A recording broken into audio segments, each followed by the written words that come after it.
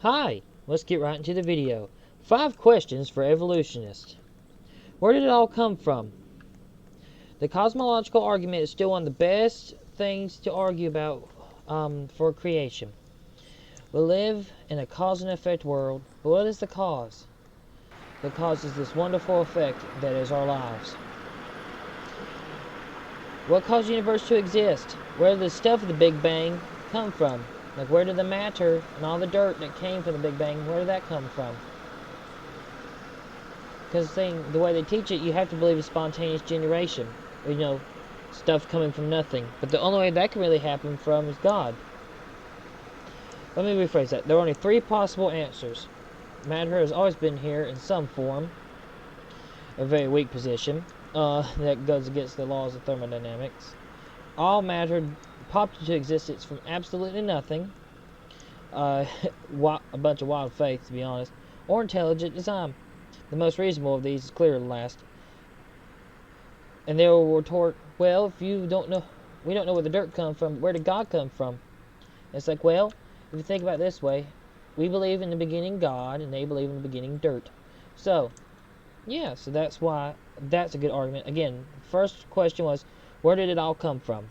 The second one we can ask is, how could a Big Bang create a fine-tuned universe? How could a large explosion create such fine-tunings of the electrons spinning around an atom? Or the atoms that can link up miraculously to create molecules, and molecules to create proteins, proteins to create cells, and then cells to create beings. It's like there's so many things. The world's so intricate. Not even talk about DNA and all the instructions that comes from that. It's like it's just very interesting to think about. Again, it's like, how could a Big Bang create a fine-tuned universe? And how could life come from rocks? This is one of the biggest problems for the naturalists that want to explain the origins without a creator. Evolutionists must get from cosmic evolution a hot molten rock glob that would cool down over millions and millions of years to making a self-replicating life form. And it's just like, ain't that just a little weird? Like you say, it came from prebiotic soup, and it's like, it takes life a long time. It takes a long time for life to go from non-living material to living material. Yeah, it happens so slow, it never happens at all. But yeah, it's like the idea of spontaneous generation of organic life form, or the law of biogenesis, the science of science against, and stuff like that. It's like, goo to the zoo does not really make sense. You know what I mean? How could life come from rocks? That'll be question number 3. Question number 4 would be, how could biological systems assemble by accident?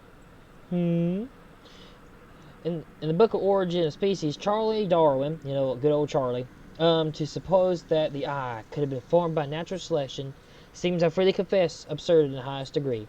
That's one thing I agree with Charlie Darwin. The eye could not have evolved. It's just like, just look into my eyes. These are just dots. But in real life, eyes are very complicated.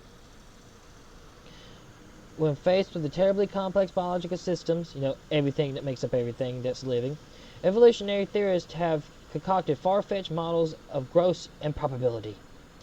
We have never observed a mutation that adds new information to the genome.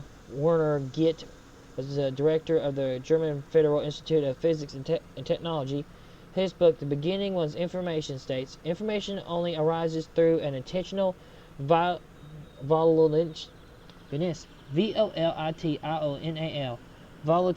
act. There is no known natural law through which matter can give rise to information. Neither is any physical process or material phenomenon known that can do this. So, how could biological systems assemble by accident? That was number 4. Okay. And then the next one is, why do we have a soul? You got to think about it, from all the other animals, all the other things that live and breathe and move around and do stuff. We're the only ones that seem to have a soul. Howdy.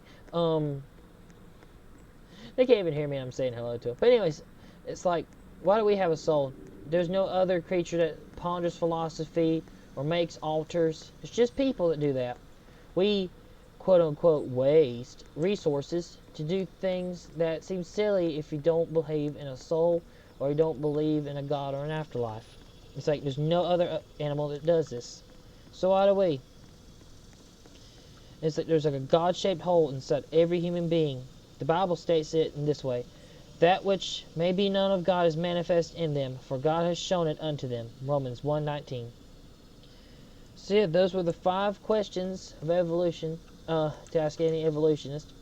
I just think also another one that comes to my mind: why does everything look so neat? Like everything is just so beautiful sometimes, you know? Well, not everything. We live in a broken world. Some things aren't always beautiful. But like the flowers and trees and plants, walking in a garden like this, it's almost like we were made to be put in a beautiful garden. No, just a thought. But yeah, to recap, the 5 questions are: where did it all come from? How could a Big Bang create a fine-tuned universe?